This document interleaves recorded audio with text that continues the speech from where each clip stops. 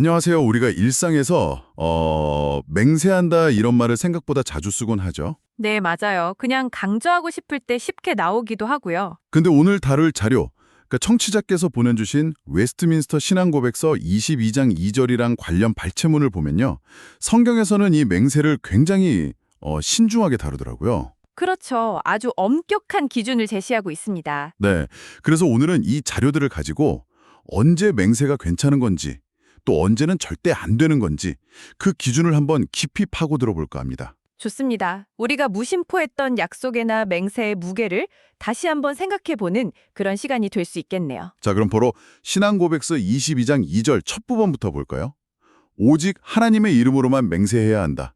그리고 이때 지극히 거룩한 두려움과 경외심을 가져야 한다. 이렇게 딱 명시되어 있어요. 네, 신명기 6장 13절 말씀, 내 하나님 여호와를 경외하며 그를 섬기며 그의 이름으로 맹세할 것이니라. 이 말씀과 직접적으로 연결되는 부분이죠. 아, 그렇군요. 여기서 핵심은 정말 오직 하나님의 이름으로만 이 부분입니다.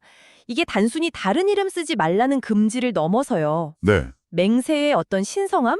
그 무게가 오직 하나님의 절대적인 권위와 그분의 진실하심에 근거한다는 걸 선언하는 거거든요. 아하. 그래서 하나님의 이름을 망령되이, 그러니까 함부로, 가볍게 사용하는 것을 제3계명에서도 아주 엄격하게 금지하는 거고요. 망령되게 사용한다는 게 구체적으로 어떤 걸까요? 뭐 그냥 하나님 맹세 이렇게 말하는 거? 네, 그런 것도 포함될 수 있죠. 뭐 예를 들어서 지키지도 못할 약속을 하면서 하나님이 증인이셔. 라든지 아니면 뭐 거짓말을 하면서 자기 주장을 강하게 하려고 하나님의 이름을 끌어들이는 경우요. 심지어 분노 속에서 복수를 다짐하면서 하나님의 이름을 사용하는 것까지도 다 포함될 수 있습니다. 그분의 이름에 합당한 경외심이 없는 모든 사용에 해당되는 거죠. 그렇군요. 자료에서도 옛날 이스라엘 백성들이 실수로 이방 신의 이름으로 맹세했던 거나. 네, 예레미야서에 나오죠.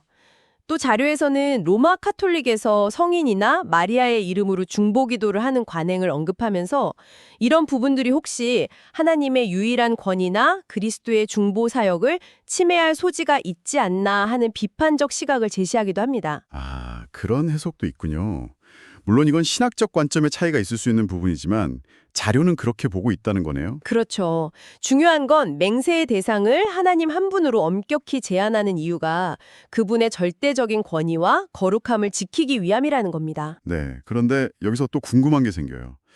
마태복음 5장에서 예수님은 분명히 도무지 맹세하지 말라고 하셨잖아요. 아, 네네. 그 말씀 때문에 헷갈려 하시는 분들이 많죠. 그럼 맹세는 아예 하면 안 되는 거 아닌가? 이런 생각이 들거든요. 아주 중요한 질문입니다. 내 신앙고백서 자체도 비중 있고 중요한 문제에 있어서는 맹세가 정당하다고 말하고 있거든요. 구약과 신약 모두에서요. 네, 히브리서나 고린도후서 같은 곳을 근거로 들면서요. 맞습니다. 그렇다면 예수님의 도무지 맹세하지 말라는 말씀은 어떻게 이해해야 할까? 이 부분이 중요하죠. 네. 여기서 이제 당시의 시대적 배경, 그 맥락을 좀 봐야 하는데요. 예수님 시대 바리새인들 중에는요.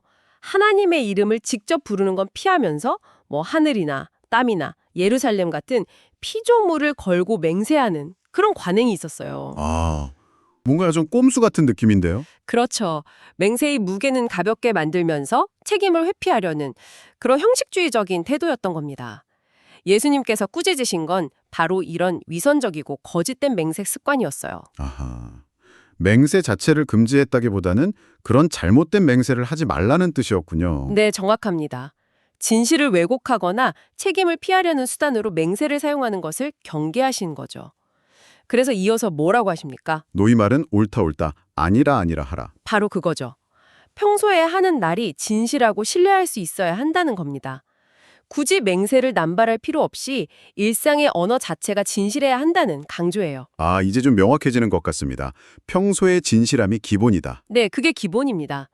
그리고 더 나아가서 신앙 고백서는 합법적인 권위가 요구할 때는 맹세가 필요하고 또 정당하다고까지 봅니다. 합법적인 권위요? 예를 들면 어떤 걸까요? 가장 대표적인 게 법정에서의 증인 선서 같은 거겠죠.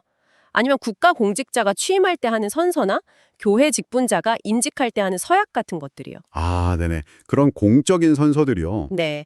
이런 것들은 어떤 공동체의 질서를 유지하고 또 진실을 규명하기 위해서 필요한 공적인 행위로 보는 겁니다. 구약에서도 보면 왕이나 지도자가 백성에게 맹세를 요구하는 경우들이 나오거든요. 그렇군요. 그럼 정리를 한번 해볼까요? 맹세는 정말 신중해야 하는 행위이고 네. 오직 하나님의 이름으로만 아주 깊은 경외심을 가지고 해야 하고 그렇죠. 또 가볍지 않고 정말 중요하고 필요한 사안에 대해서 특히 법정선서처럼 합법적인 권위가 요구할 때 할 수 있다. 뭐 이런 거네요. 맞습니다. 그리고 이 모든 것의 바탕에는 뭐가 있어야 한다고요? 평소에 정직한 말이요. 예할 것은 예하고 아니요 할 것은 아니요 하는 것. 네, 바로 그겁니다. 자, 그럼 이 논의가 우리에게 던지는 질문이 하나 있는 것 같아요. 어떤 질문일까요? 성경이 이렇게 공식적인 맹세에 대해서 엄격하고 신중한 태도를 요구하고 또 평소 말의 진실함을 강조한다면 지금 당신의 삶은 어떤가요? 어떤 공식적인 선서가 아니더라도 그냥 일상에서 하는 약속이나 다짐들 있잖아요. 그 무게를 혹시 너무 가볍게 여기고 있지는 않은지. 그러게요. 쉽게 약속하고 그냥 잊어버리는 경우도 많고요. 네, 내가 하는 말의 무게에 대해서 그 진실성에 대해서 한번 깊이 성찰해보는 계기가 될 수 있지 않을까 싶습니다. 이건 뭐 자료에 직접 나온 내용은 아니지만 오늘 나눈 이야기들을 우리 삶에 적용해 볼 수 있는 중요한 지점이라고 생각해요.